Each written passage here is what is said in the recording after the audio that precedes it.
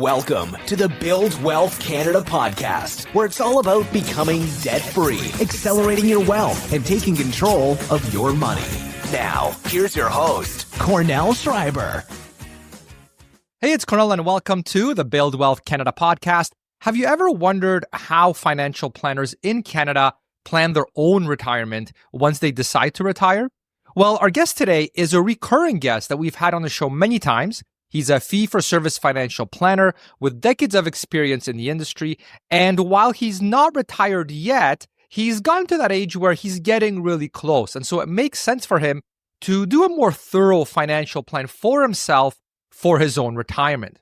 And so I thought it would be useful for us to look under the hood and hear his thought process when planning his own retirement as a Canadian, as surely there are nuggets of wisdom, best practices, strategies, tactics, and insights that he's applying when planning his own retirement that we can then use ourselves in our own finances. Now, like I said, he's not retired yet, and so just like in the past, he is still offering a free 30-minute consult to Build Wealth Canada listeners, which is awesome. So thank you, John, for still offering that to everyone that's listening. And so for anybody interested in speaking with John in a free 30-minute consult, you can go to buildwealthcanada.ca/John. That's buildwealthcanada.ca/John. All right, let's get into the interview. All right, John, welcome back to the show. Thank you, Cornell. Nice to be back again. Yeah, good to have you. And John, to start, can you take us through your financial plan, in particular, the different components that you felt are important to include and that we should all be considering in our own financial plans? And really, my goal here is to give listeners of the show a bit of a checklist to help ensure that nothing critical is missed when they are planning and optimizing their own finances, either by themselves or using a financial planner like yourself. That's perfect, Cornell. What I've done and what we've talked about is to look at an actual retirement plan that I use and the software that I use to create a plan, which covers pretty much every little detail that anyone needs to have as they're creating the retirement plan. And as you mentioned, either on their own or with a planner. I think it's a great way to really get down to the details that many people miss. So I think this is going to be pretty good detailed analysis of how my retirement plan is looking, for example.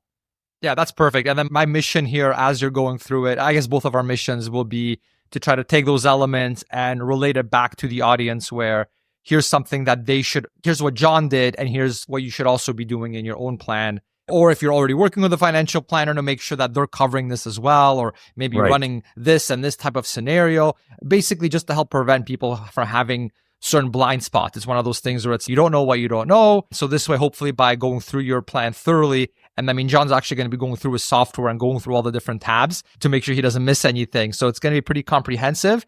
And I think the listeners will get a lot of value from this in just, at the very least, giving them peace of mind that they're not going to miss something when they are doing this themselves, or that their financial planner that they're working with, whether it's you or someone else, doesn't miss these things as well. So yeah, I'm all set, ready to go. It's a bit of a different format than what we've done in the past, but I think it'll be nice because it's using real life data, real life information, real life best practices, and then actually translating it so you can implement it. So let's do it. Yeah, absolutely. So I think the first question that many people ask, and it's very difficult to answer for them and for anyone else, is how much money will I need for retirement? Okay. So it's very difficult to determine how much money you're going to need. What I like to say, or what I like to show, is basically when I've had my first planning meeting with a client, what I'm going to show the client in our first meeting is based on how they're doing things right now, based on the strategies, based on how much money they're saving, based on old age security, Canada pension plan, any other pension that they may have, based on all of these things, this is where you're headed. That's the first point that I mentioned to clients.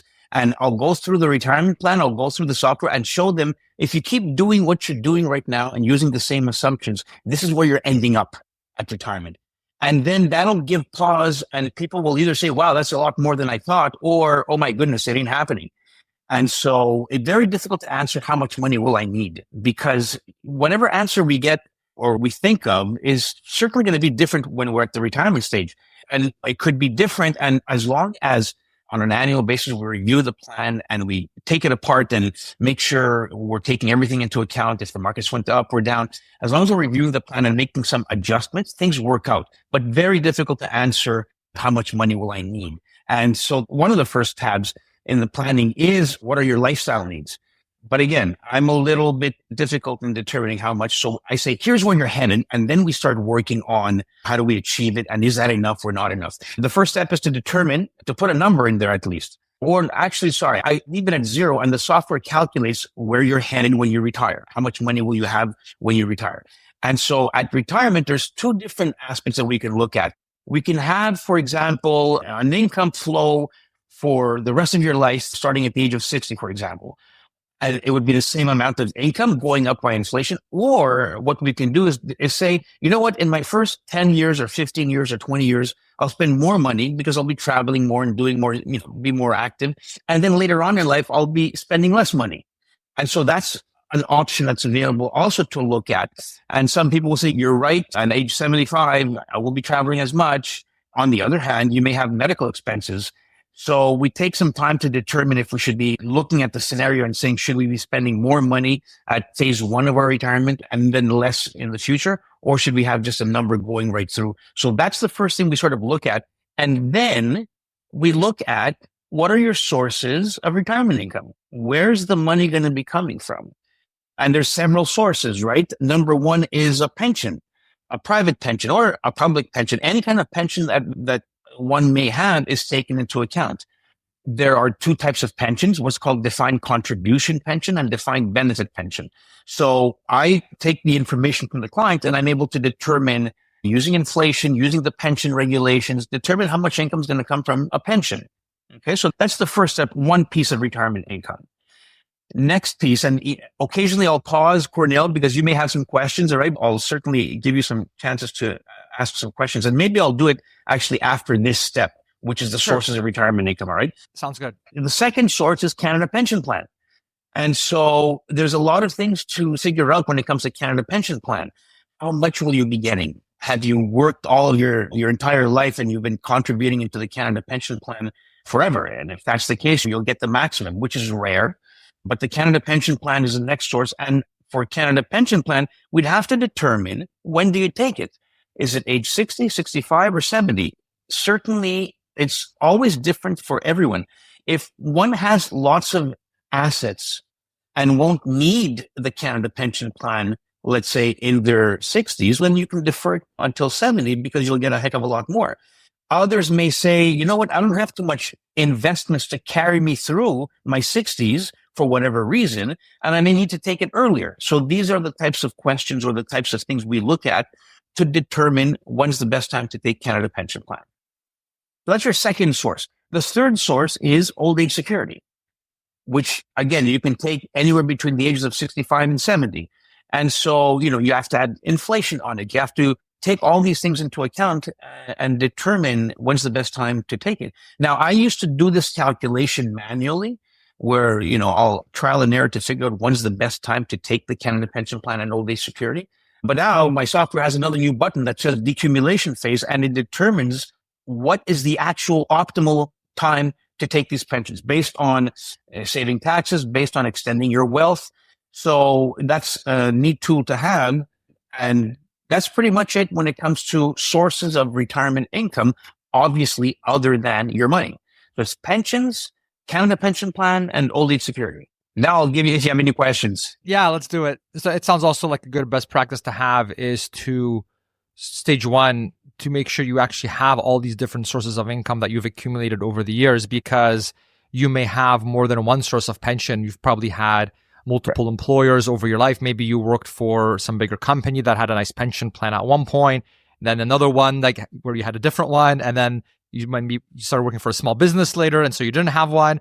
And so it sounds like a good first step is to make sure that both for you and your partner, it's like a data gathering phase where it's like, all right, let's take a look at what are the different pensions that we have had over the years from companies, just to make sure that you're getting a nice holistic view of everything, right? Because I can see it being something that's easy to miss, and it's a good thing to have to speak with your partner about as well, because maybe before you guys got married or whatever the case may be, maybe they worked at certain places and they are actually entitled to a fair bit, and that can really change your plan. Like I know my father, he used to work for the government, and so there, of course, the pensions can be quite nice, but then he went to private sector.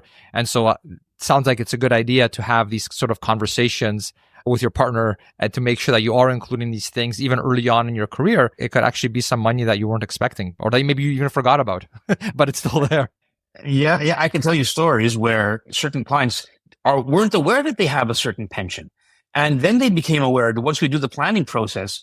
And the one story quickly here is someone who did know there's a pension, but totally forgot about another pension that he was entitled to from the same company.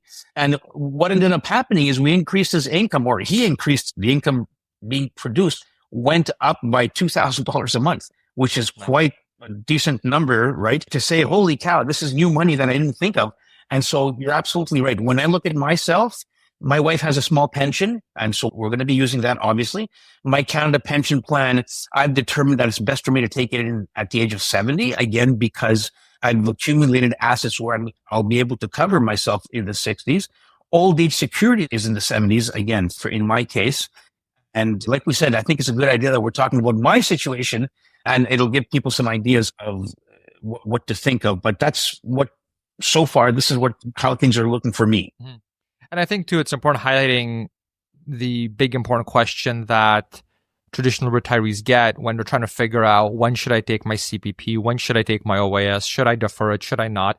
I've talked to quite a few of them over the years of the show, and some people take it very seriously, where they will speak to a financial planner like yourself. They put all the numbers in, and they find this mathematically optimized way of when they should take it, whether to maximize it, because like you said, taking into account different income that they have coming in during that time.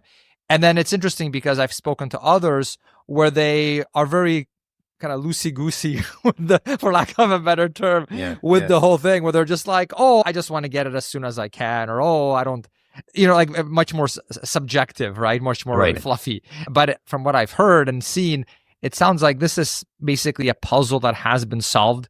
Softwares exist that financial planners know how to use to optimize these types of things. And so this is an exercise that is very much in your best interest to do when you're getting close to that age and you're trying to decide, as opposed to just going with a gut feeling of what you want to do. Because, I mean, the amount you get by deferring can be very substantial.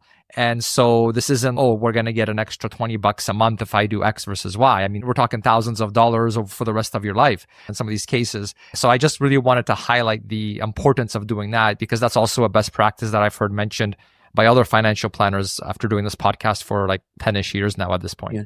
Absolutely. And you know what? There are certain things that many people haven't thought of. One of them is, how healthy are you? Is there longevity in your family? So someone may say, you know what? We're not going to make it past 80. Nobody has.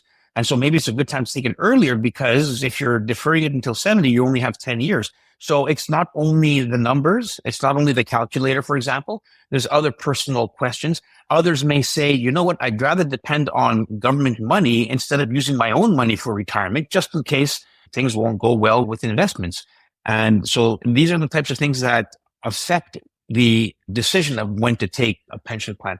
So certainly, like I said, it's numbers, but it's also getting a little personal in determining how you feel. Your risk tolerance, for example. If somebody has a very low risk tolerance, well, then maybe, and I say again, maybe the pension plan should be taken a little later, because your money's not going to be terribly volatile if you're very conservative. And so there you go. There's always different scenarios that we need to look at, or different people have different scenarios, which will help us determine when is the best time to take these pensions. And now a quick message from one of our sponsors. Have you ever struggled to get dental coverage in Canada because you're self-employed, retired, or don't have insurance through work? Now, thanks to PolicyMe, you can get affordable health and dental insurance, and you can secure coverage in as little as 5 minutes to cover you for things like dental cleanings, cavities, x-rays, and even some major surgeries and braces. PolicyMe also covers other out-of-pocket healthcare expenses that are not covered here in Canada, such as prescription drugs for adults, prescription eyewear, registered therapists for things like massages and chiropractors, and even mental health services like psychologists and psychotherapists. PolicyMe has been around for years, has an A+ rating from the Canadian Business Bureau, and they have received an average score of 4.8 out of 5 on reviews.io and 4.9 out of 5 on Google Reviews. You can get an online quote in 60 seconds, and there are no medical questions required. Check them out and learn more by going to buildwealthcanada.ca/health. That's buildwealthcanada.ca/health. playbook.ca/health. There are so many opinions on how to invest your money today, but it can be hard to find credible voices to rely on in the world of finance and investing. One resource I turn to every week is the ETF Market Insights YouTube channel, led by today's episode sponsor, BMO ETFs. Market Insights brings in industry experts, and their weekly episodes cover the hottest themes like inflation, infrastructure, healthcare, and more. Tuning in helps me stay up to date on what's happening so I can be a smarter investor. And you can also submit your own ETF questions to be answered on the show. So do yourself a favor and subscribe on YouTube to ETF Market Insights or visit etfmarketinsights.com so you can be notified when future episodes go live. And then on the spending side, the first component you mentioned about trying to get a number of that sort, right? Because there's that income side, but then of course the expenses side, how much are we going to spend in retirement? Yep. And that can seem like a bit of a overwhelming or a large task to try to figure that number out, especially because there are so many unknowns. In terms of just practically speaking, for someone listening to this podcast right now, would the best course of action be step one, figure out what you are actually spending day to day now? So actually track your spending, even if you don't want to go over every single expense with a fine-tooth comb for the rest of your life, at least do it for a bit so that you have general idea of what your current lifestyle costs.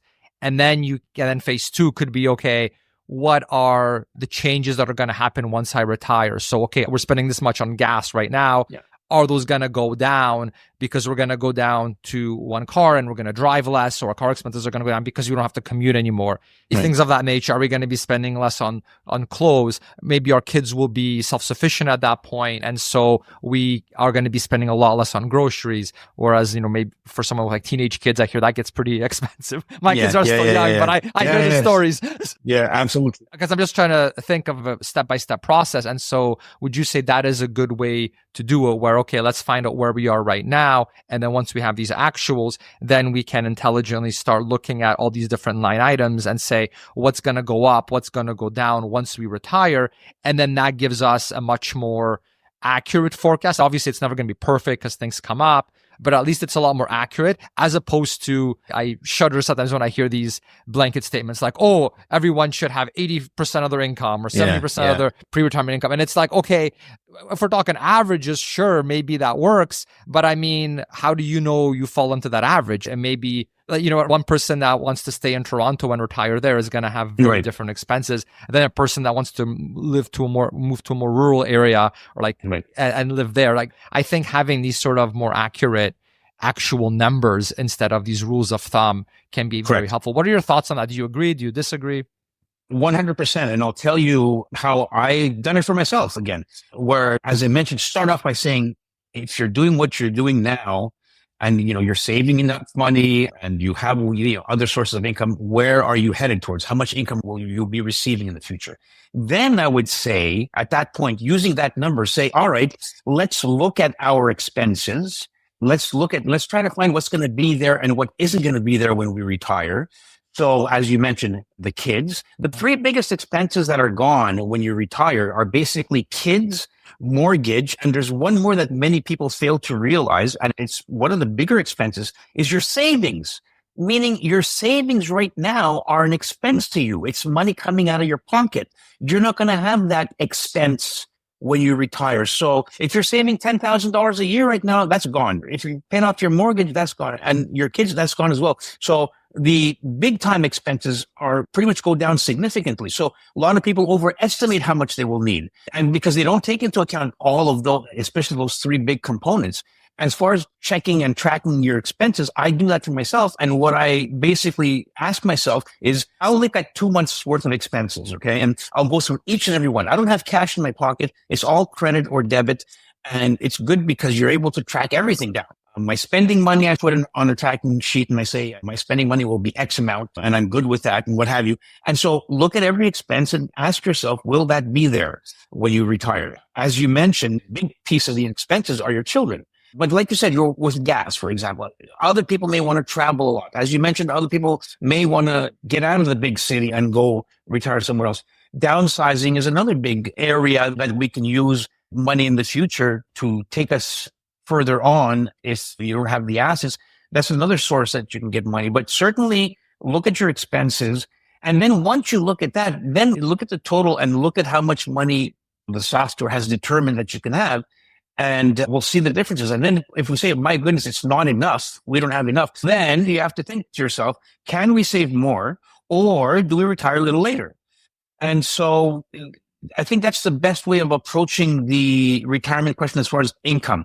So determine how much, based on what you're doing right now, what's available for you or what will be attainable for you. And then look at your expenses and say, yeah, this will be there, this won't be there.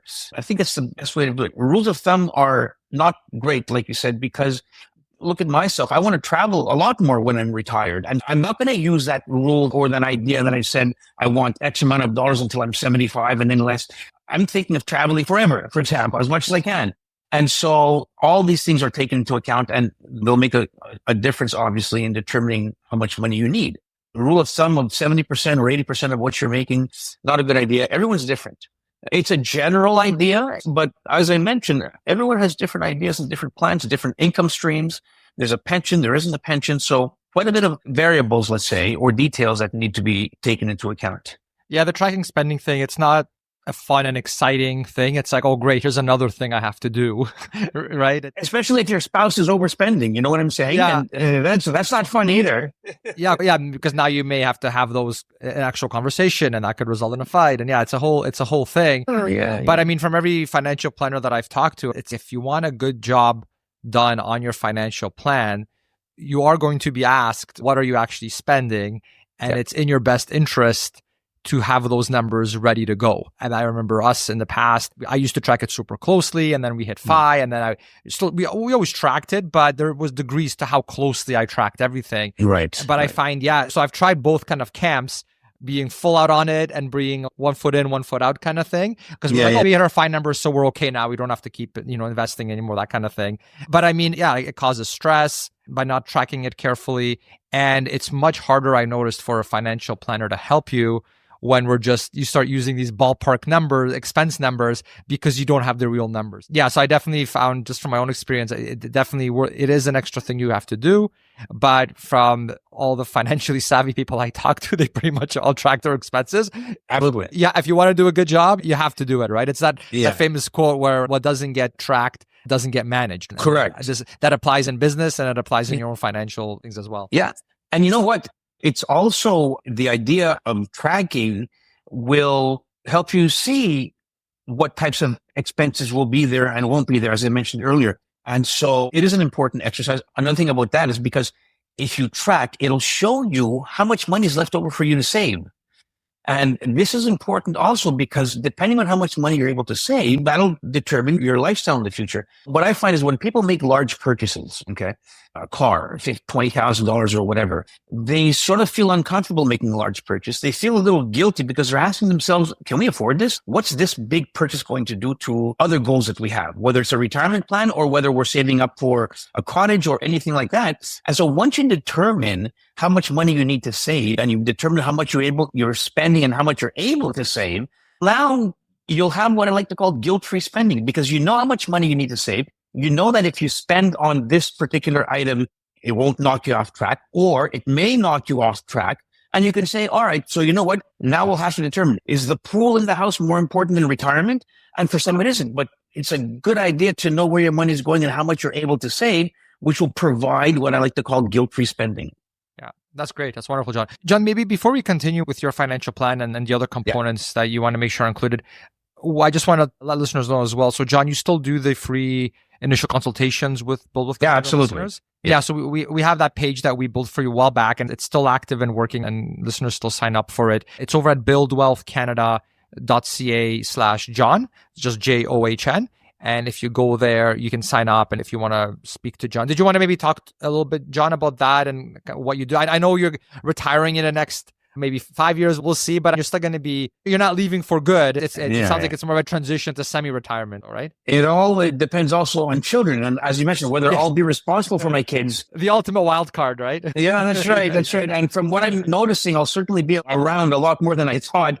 But yeah, so the 30-minute chat that we have is basically, we start to get to know each other with people that are interested in having a call. And it gives me an idea of what situation is looking, and I may be able to give answers right away. I may be able to tell them your expenses are too much, or I should say we don't get into too much detail. Again, get to know each other and determine whether I think I can help them or not if they're looking for help. And so generally speaking, people will say, I'm thinking of retiring at that age. Here's how much money I've saved already. And in the first call, it's not really important, I think, to say how much money you've saved. Let's just figure out what your goals are. And when are you looking at packing it in or retiring or slowing down? That's pretty much what happens in the first call. And then we determine if we want to take a next step, we do take another next call. And what happens is my assistant sends a questionnaire, and it's quite a few questions, but they're all yes, no, I don't know answers. So it doesn't take too long to fill out. But these are high level questions again on every aspect of wealth management. There's tax planning, estate planning, retirement planning, education planning, mortgage planning. If you're a business owner, business planning. So there's all these different components of wealth management. It's not only retirement. And answering those questions gives me a good idea of what people are doing and what they're not, what they know about and what they don't know, what's important and what isn't important. And then at the end of that call, I'm sort of asking myself, do I think I can help this individual or this family? And I'll ask the people that I'm interviewing, does this sound like something that you're interested in? And if that's the case, and we determine, yes, I can help, and yes, I'm interested, or the client's interested, then we go to another call where by that time, you will have sent me your taxes, your will, your pension plans. I'll ask for pretty much every financial document that there is. And I'll see that before I have the third call with the individual. And then I can determine, yes, I think I can help. And based on the complexity of the situation, here's the cost of creating a financial plan. So it's basically the 30-minute chat. And then if we want to continue on, there's another call where we talk a little bit about every aspect of financial planning. And then let's get into the details on the third call. If we both agree that maybe I can provide value and this is what you're looking for, Mr. or Mrs. Klein. So that's what that looks like in a nutshell, let's say. Okay, that sounds good. Yeah, I just thought I'd mention that real quick, just for anybody that doesn't listen to the podcast to the very end, just to let them know that you do still offer the free consultations for Wealth Canada listeners. So yeah, so thanks for doing that. I know we've had listeners call you in the past with certain questions, and then you've answered them a lot of times as well. So thank you for helping people out in that way. So that's buildwealthcanada.ca/John is the link, and that will just send you right away to the page. And then John will reach out to you once you put in your email. And that's pretty much it. So John, one thing I really wanted to pick your brain about when we had our pre-interview discussion and thinking of good questions to ask that would be helpful for the audience. One of the things that jumped out at me was you mentioned how you like to use different buckets in your retirement plan. And you found that's a way, there obviously are so many different ways to structure these things, but you like sort of the buckets approach. And that's an approach that I've liked as well, particularly for that safe portion of the portfolio, because I have so much in equities, but I still like having a bit of a safe cushion as well, just in case, so that the kids still have things to eat, even when the markets drop 40%, things of that nature, just to hold out during those financial storms. So can you talk to me about the buckets that you have, in particular the safety buckets, especially when it comes to that safe, liquid, cash cushion bucket? What do you use yourself, or what have you decided to use for your own retirement? And then I've got some follow-ups to ask you after that with some details, but maybe can you start there? Yep. Agreed that I do create buckets, or we try to look at different types of investments to determine how much money you'll have. But the bucket scenarios is very important when you're very close to, I shouldn't say very close, maybe within 5 years in retirement or already in retirement. So I used to call myself, and I still call myself, Mr. ETF guy, except when we get close to or into retirement, because they could be very volatile. So as far as the buckets are concerned, to help me against volatile times, we'll have, these days, it's a good idea to have a savings account where you can put in a year's worth of expenses and you're still earning 4 or 5% right now. And so that's the one that everybody knows. But what I like to tell people is keep, 18 months worth of expenses there. So if the markets do go down, you're not going to be taking money from the investments that went down. Now, 18 months, that's a lot of money for some people, but it's also maybe not enough, because markets have gone down for more than 18 months and they've stayed down. I can show, and I always show people, multiple periods, a lot of periods over the past 100 years where the markets have gone down and they stayed down. And in certain cases, it's taken 10 years for them to come back up. And so imagine markets going down, staying down, and you're pulling out money to live. And that can really hurt your portfolio. That's called sequence of return risks. And basically, I'll put this in as quick a way as possible because I'll talk about, in other existing buckets. But sequence of return risk is basically if you come into retirement and there's a couple of bad years right off the top, or 2 or 3 bad years, your money goes down significantly if you're taking money out as well. I'll give you a quick example of a client that I had, and in November of 2021, he was retiring and he had about $1 million in savings, no pensions or anything like that. And he was retiring at age 55. He would be doing some work on the side to add extra money, but that's when he wanted to call it quits. And so he did retire with $1 million. In 2022, wherever you went, any kind of an investment you had basically, or all of the types of investments that we all know, stocks and bonds, everything was down 15 to 20%. So his $1 million went down to 800. He pulls out 50,000 to live. Now we're at 760, 750. What would have happened if in 2023, the markets went down again? We ran the numbers and it basically showed us that in 2 years, he lost 1/3 of his portfolio because he withdrew money for 2 years and we had 2 bad markets or 2 bad years. So this is why it's important to have some safety and some safety buckets. So when the markets are going down, don't touch the investments that have gone down. Use these buckets. So one is, as I mentioned before, cash. And again, that's pretty logical, or it's well known. All right. But you need to determine how much money you want to put in there. The next one, there are tools, what's called alternative investments, which I've put in my clients into the ones that are retired or very close to retired. And alternative investments are basically the same types of investments that pension funds use that are not available to the general public, because there's reasons for that, but it's starting to become a little bit more available. But it used to be very wealthy people had access to alternative investments. And now these companies have reduced their minimums because they saw a business model in 2020, 2021, and they figured, let's start offering these types of services to more people. And so alternative investments basically are investments that in the past had given us a good return, competitive return, but with a lot less volatility. These are interesting products. Pension plans use these products. The Canada Pension Plan, the money in the Canada Pension Plan, 50% of it is in alternative investments.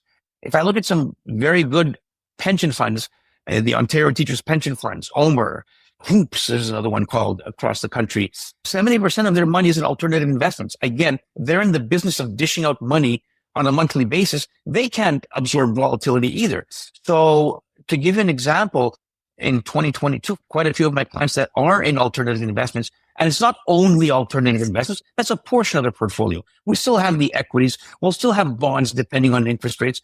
But when everybody was doing minus 15, minus 20, these portfolios went down by maybe 3 or 4%, the most 5%. So I can handle that as a low number or as the lowest number. That won't hurt us too much. So that's one bucket that I think is quite interesting and many people are not aware of. Alternative investments. And you can even Google the term and it'll give you some information.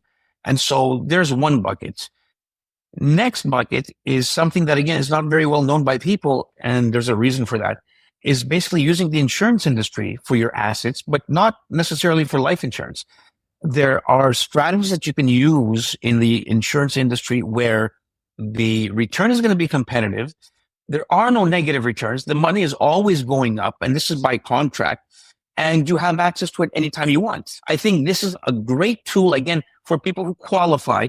And I won't get into it. It's not for everybody. There's several things that we need to discuss to determine if someone would be able to use these tools. I imagine the fees are higher in that for those kinds of products as well, right? Versus something like ETFs. Certainly higher than ETFs. Alternative investments, any portfolio manager that's using alternative investments will charge in the neighborhood of 1.5%. As far as the insurance industry is concerned, any returns that I'm showing clients is always net of any kind of fees, but the fees are a little bit opaque, let's call it, not as transparent because there's quite a few different expenses that a company has when they're running that type of investment that I mentioned to you in the insurance industry. But those fees are always, when I show people returns, it's always net of fees. But certainly there are fees and you're going to pay more than exchange traded funds. However, again, what worries me about exchange traded funds during retirement is volatility. And they can be very volatile. In 2022, we saw that even bond ETFs can go down substantially if interest rates go up. And so that's pretty much the combination that I use those three buckets, cash, alternative investments, and the insurance industry, to create a lot of safety. And in many cases, those products replace bonds. And so there were clients, again, where we had zero bonds, even though they're retired, because they were replaced by alternative investments and insurance strategies. Again, it all depends also on the environment, the interest rates when we get to retirement. These are all different aspects that we take into account before we make any kind of decision. But there are certainly other tools that are out there that'll help us create safety or create buckets that you have access to, which are never going to go down. And now a quick intermission to tell you about an additional free resource that you may find helpful. I often get asked what I personally invest in and why. So to answer that, I created an in-depth guide to explain what specific investments my wife and I held and continue to hold as we moved through the accumulation phase, where the focus was to grow our investments as quickly as possible, and then transitioning to living off our investments in our early 30s when we hit our financial independence number, and the focus shifted to living off our investments in a sustainable fashion long term so that we don't run out of money in our early retirement. These investments are literally where we have almost our entire net worth apart from our house, and is what we are living off right now. So I figure at the very least, you'll learn about some great investments to consider for your own portfolio. I explain why I pick those, and I do provide the names and ticker symbols of the specific investments so that you can look them up yourself. The guide is actually a live Google Doc that I continue to update as things change, so you can view it anytime to see what I'm currently holding and why. I get it that it can be super overwhelming with the thousands of ETFs and other investments to choose from for us Canadians, and so I hope this will make things easier and less stressful for you. You can access the live Google Doc at any time by signing up for free over at buildwealthcanada.ca/guide. That's buildwealthcanada.ca/guide. Enjoy, and now back to the show. So let's say that let's fast forward, let's say 5 years, you're retired or semi-retired, and the markets go down, and you're thinking, okay, should I have some cash in my safety bucket in like a high interest savings account? Right now, depending where you're getting it, you could be getting I've seen even like 5%, for example, depending where you are. So let's say that's the scenario you're looking at, and you're thinking, okay, should I take some cash out of that? At what point would you choose to take cash out of that cash bucket? Like, is there some sort of mechanical or some rule that you would follow? Like, if markets are down, I'm just using it as an example. If markets are down 10% or more over the past 52 weeks, then I will withdraw from the cash bucket just to help us and wait for the recovery. How would you approach that so that you're not always thinking like, oh, should I take it now? Should I take it later? So that you're not forced to speculate on when the recovery is going to be. At what point would you say, okay, they've gone down far enough, I'm going to take some cash out? What would you do in that situation? So I'll tell you exactly what I do. In December, this is what I do for many clients, again, retired clients. We determine, or I'll ask my clients, all right, 2025 is coming up. What are your expenses? How much do you think you'll need? What are your expenses? You're going to the UK with the family? Well, then you're obviously going to spend a lot more money. So we try to determine how much money we'll need for the year. Okay, that's the first step. And then determine where it's going to come from. So when assets are down, and you mentioned 5% or 10%, I don't have a hard rule, but 5% is where I start thinking about it. 10%, I'm definitely saying, let's not touch them. Why would we touch the money if it's down 10% when we have other buckets which are never going down? And so it'll help them recover, the money recover. And so I'd say anywhere between 5 and 10% would be a good idea to start saying, yeah, let me use some of these tools that I have. And with regards to the savings account, like you can have $100,000, for example, all right? And you need $50,000 a year, or you have $150,000 is saved in a savings account. And then we have 2 bad years, and now your money's running out. This is where the other buckets come into play, the alternative investments and the insurance strategies. But as a rule, anytime I see the markets going down, I'm thinking to myself, am I going to take money from my investments? And I'm certainly not going to touch my investments, even if they go down 5. I'd say, again, I'd start in the neighborhood of 5 to 10%. Mm-hmm. And when you say the 5 to 10%, are you looking at like latest 52 weeks, or are you looking at like versus all-time highs? What are you comparing it to? You know what? We can look at calendar years. We can look at what's happened over the past year. So I'm looking at annual because I do this exercise in December. So I'm looking at what happened in 2024, for example. And again, if the money's gone up, if the markets have gone up and I have decent returns, then I'll use those investments and I'll let the other investments, the secure investments, grow, like right now at 5%. So you know what? It's not an exact science, Cornell. Like we have to feel things out. And it'll certainly depend also on how much money the client will need. And so, we can always take out a combination. Maybe we want to sell something that's gone down because we can use that loss for tax purposes in following years. So again, it comes down to personalizing everything and determining your circumstances before you say which bucket. But generally speaking, markets are down, then I'm going to say I'm not touching my investments. If I have $1 million in the market and it goes down to 900, I'm earning. And, I'm not going to take 50,000 out to live. And now it's at 850. Yeah. And that's where the numbers started getting a little more scary, let's say. Yeah. Yeah, because the number changes so much depending what you're comparing it to, right? When we're up like 20% over the last 52 weeks, and then, let's say it drops 5% over like a short period, it's okay. You're still up quite a bit over the course of the year.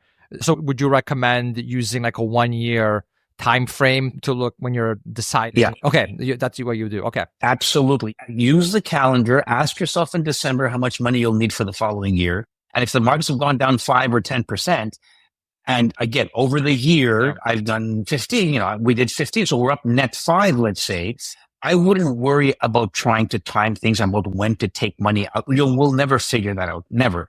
And so just use a regular or an easy number. And I like to use the calendar year. Where were the markets in December of 2023 versus where they are now? We've made money. Okay. Let's take money we've made money this year. Let's take money out because the negatives could continue, or that might be the end of a downturn that we had. This in 2018, I believe in December, we had a horrible downturn. And I believe then the net return for the year was negative also. So that was obviously 1 year where we said, we're not touching our money, the typical assets that we have, the stocks and what have you. Yeah. But you have a combination. It all comes back to the word diversity and diversify. If you have a combination of buckets, and then there's always going to be some source where you can say, I take money this year and it's not going to hurt me at all. Right. And then part two of that question would be, okay, so let's say, you took that money out, markets are down, let's say 10%. So you've been taking money out of your cash bucket. There's still some money left in there. But now let's say things have turned around. Things are recovering nicely. At what point, so again, just putting yourself in that scenario, let's say 5 years, this happens to you. Yep. At what point would you say, okay, we're definitely not down anymore, but when should I refill that bucket? Because let's say you took the 1 year out, things are in recovery, but do you have some sort of rule that you like to use, that you would use for yourself to say, okay, it's recovered sufficiently where now it makes sense for me to refill the bucket so that I'm back up to that 16 months or whatever it is that the person feels comfortable with having as their cushion? What would you do in that scenario? So what I'll be doing is if we've had a good run and the markets are up, then during the year, I might slice some money off and start refilling my bucket, let's say. If the markets go down, I'm going to try my best not to, sell investments to refill my bucket. So having that third bucket or another bucket where you can access money that never goes down is a good idea. It may take 2 or 3 years sometimes to refill the bucket, the savings account, let's say. Because like I said, it's certainly been plenty of periods where the markets have gone down and they stayed down. So if you only have the cash component, and the markets are down and they stay down, now you're going to be selling investments to put in your bucket, which are down. And so this is why I say as many buckets as possible. Now, again, the other solution being the adding some alternative investments in, that really reduces volatility tremendously. Let's go back to 2022 when everything went down 15 or 20%. Portfolios with alternative investments went down 4 or 5%. That's my limit, let's say, of when to take out money. So I wasn't concerned at all in 2022 for my clients that are retired when we determine how much money they need. Again, reasons to have as many buckets as possible when you retire. And again, if alternative investment portfolios went down by 5%, I'll still slice $10,000 or $20,000 to put into my savings account if I've used it. Yeah, I was debating that myself in my own portfolio. Just if you are using that money from that cash bucket, at what point to actually refill it? Because if you tell yourself, I'm only going to refill it when it's at a new all-time high, you might be waiting for quite a while. And that Absolutely.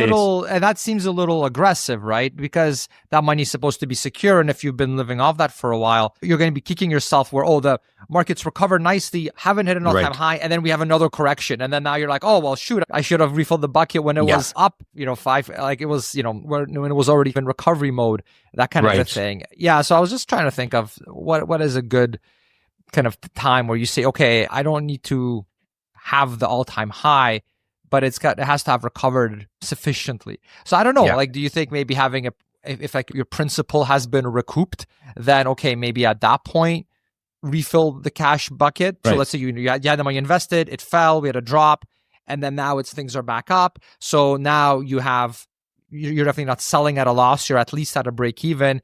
Do you think that maybe would be a good time to refill that cash bucket? So here's what I'll say about that. When the markets are down considerably, we review financial plans with our clients every year, right? Or actually, I do it every 6 months, but we'll review a financial plan. And if we determine, let's say there was damage done, and now the plan says instead of, 60,000 a year that we were counting on, well, because of the markets, it went down, we're at 58 now or $57,000 now. So we reset our plan. We reset the new number based on how much damage was done in our portfolio.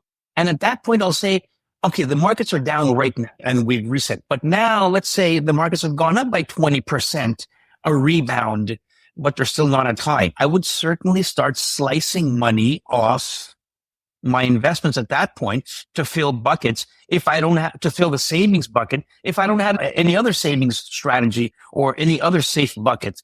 And so I certainly wouldn't wait until the markets come back to where they were.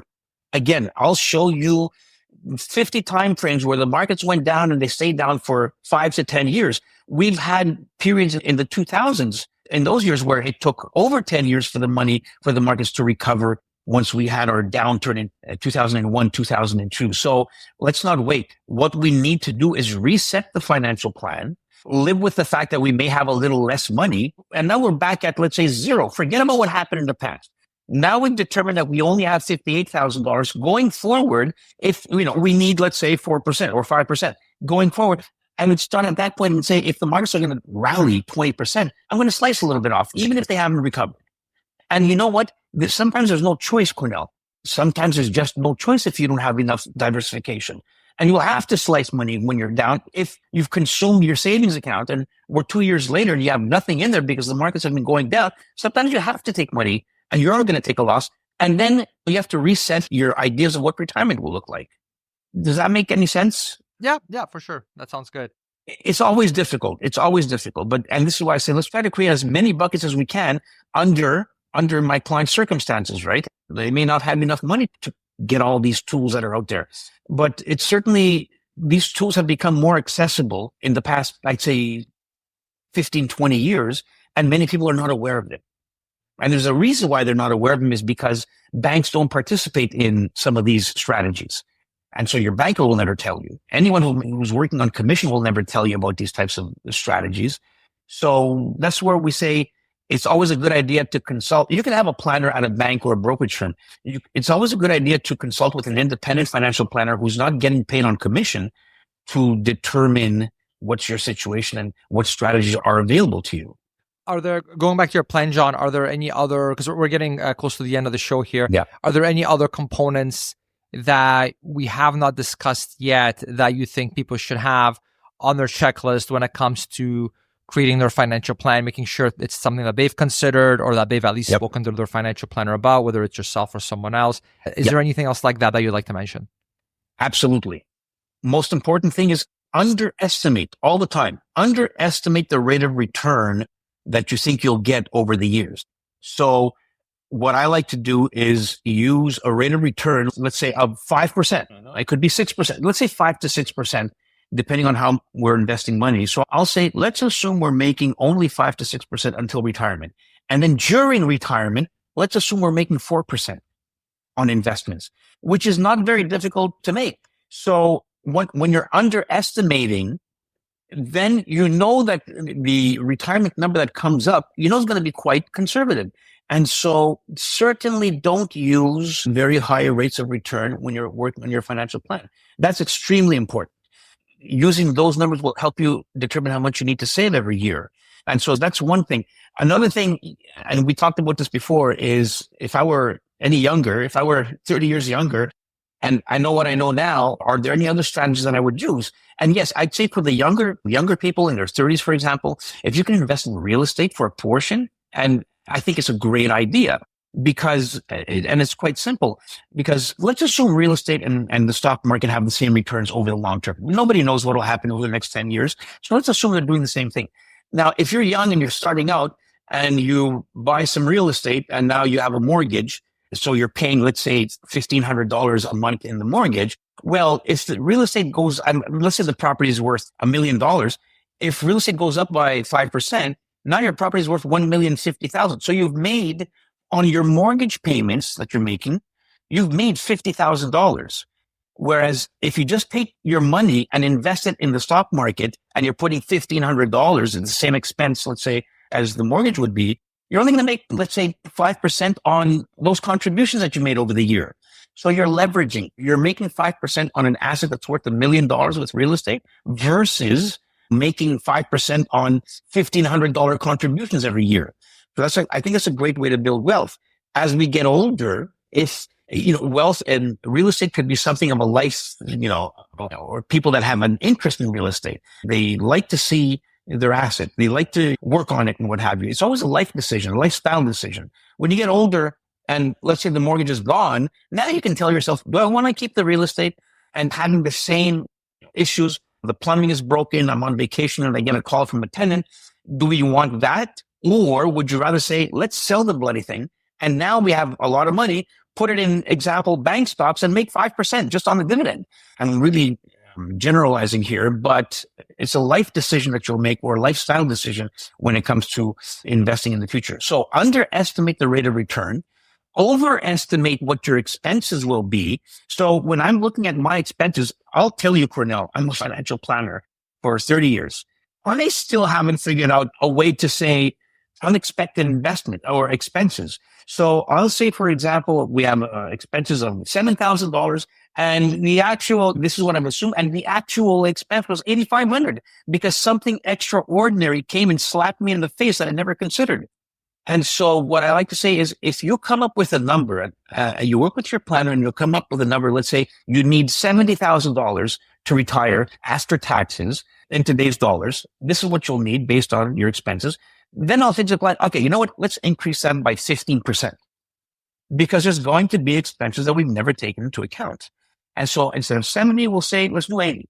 And then that'll reset the plan. And it might make you retire a little earlier, or you may need to save a little bit more. But certainly if you increase your needs or what you expect your needs will be by 15%, it's very likely that you'll have everything covered. I can tell you in my expense, this is just happening today. Okay. My budgeting that I track, I have a section called extraordinary expenses. And I put $1,000, for example, because there's always, and as of today, it's been $2,000 of extra expenses that I had this month. Mm-hmm. And so I'm still trying to figure out what's the best way of doing it. Meaning I like the idea of saying you got to increase. Again, in my experience, we've always underestimated our expenses when we retire. So I just tell people, whatever you come up with, add 15% of that. So that's another thing that I look at when we do financial planning. Well, I should say, save as much as you can, obviously, but don't save so much money that you're stuck eating Kraft macaroni and cheese. You need to have a good life also when you're accumulating money. It's not all about what am I going to do 20 years from now or 25 years from now. I like telling people, enjoy life a little bit now. Assume that you're going to retire a couple of years later. So I just love telling people, spend money. I mean, I think I'm the only planner that tells their clients, spend money. Because what I've seen far too often is, there's a person in a retirement home and they're the richest person, meaning I don't want to be the richest person in a retirement home. What if I'm not healthy in the future to spend all this money that I saved during my lifetime? So I tell people, spend money while you're at it, while you're going through life. It isn't only what's the end value or what the end goal or end result will be. It's, having a good time when you're going through it currently or over your savings, over the years of savings. So these are the types of things that I look out for. Let me see what else we can do. I look at age. In other words, how long should we take a financial plan? To age 80, 85, 90, 95? I have one client that we're taking it to age 100 because there's a lot of longevity in their family. And so that's another variable, let's say, to think about. Is there anything else? What ends up happening, Cornell, is when I'm having a conversation with a client, other things do come up. And anything else I would say, these are all what affects most people, what I've just mentioned. The underestimate your rate of return, overestimate your expenses. But again, getting personal, and when I've gotten to know the client very well, we determine other things that we can do also that might help us increase our chances of reaching our goals. So again, that comes down to circumstances and what kind of assets do people have right now? Is there a pension plan? What have you? So it changes from one client to another, but those are the general points that I think are important to look at. So let me wrap by saying this. Let's think about, you need to determine a certain age that you want to say, and I call it now my freedom years. Nobody wants to call it retirement because there's just so much to do and you can do more. But at what point do I want to say, if I want to work, I'll work, but I'll work only if I want to work, not if I have to. So determine an age like that. Go over the sources of income that you'll have when you retire, pension, old age security, Canada pension plan. Look at your investments and determine how much you have and how much you are able to save. Come up with a sustainable number of retirement that'll show you where am I going if I continue doing this. Determine that and then make changes if need be. Underestimate your rate of return, overestimate your expenses. And if we do all of that and we crack it at least once a year and make adjustments because life will change, the markets will change, rules, tax laws will change. So every year, make any kind of adjustments that are necessary. And it's going to be minor adjustments. All right. And then I like to say it's hard to screw up if you follow these little rules. Create your plan, review it very often. I do it twice a year, at least once a year, make changes when necessary, make changes on an annual basis. And then it's hard to not realize your goals. Right. Awesome, John. Thanks so much. That's a lot of good practical information. And thanks again for coming on. So yeah, for everybody listening, if you did want to have a chat with John, he does still offer to answer some questions and do the free initial consult over at buildwealthcanada.ca/John. So definitely feel free to go there to check that out if what John is saying you feel is a good fit for you and for your situation. And John, thanks again for coming on. You're a long-time guest on the show. The listeners seem to really like having you on. So it's great to see you again. And we still went overtime. We were trying to reduce it, and we still went a little bit more because the conversation always is. I know. Always I still have 6 questions I was going to ask you, but yeah. You know what? Maybe the next time. Maybe before RSP season. Sounds good. Sounds good, John. All right. Wonderful. Have a great summer. You bet. You too.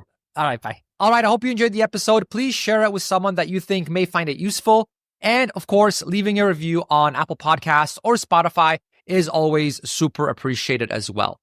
I'd like to end with a big thanks to one of our sponsors who, apart from my investing course, literally keeps the entire Build Wealth Canada podcast and website free for you. Do you know why asset allocation ETFs have become so popular? Asset allocation explains over 90% of the variation in a portfolio's quarterly return. So it's no wonder Canadian investors are turning to these ETFs. Today's sponsor, BMO ETFs, offers these innovative all-in-one solutions with the BMO All Equity ETF, ZEQT, the BMO Growth ETF, ZGRO, the BMO Balanced ETF, ZBAL, and the BMO Conservative ETF, ZCON, and many more. BMO developed these to help provide investors with ETFs that offer broad diversification and are also low cost and simple to use. These ETFs invest in a number of underlying index-based ETFs and are rebalanced automatically back to your set asset allocation or mix of stocks and bonds. They offer a hands-free approach to investing that is built on disciplined weights to provide exposure to different geographies and sectors all in one solution. BMO actually offers 8 asset allocation ETFs, and you can learn more at bmoetfs.com. Thanks for listening to the Build Wealth Canada podcast at www.buildwealthcanada.ca.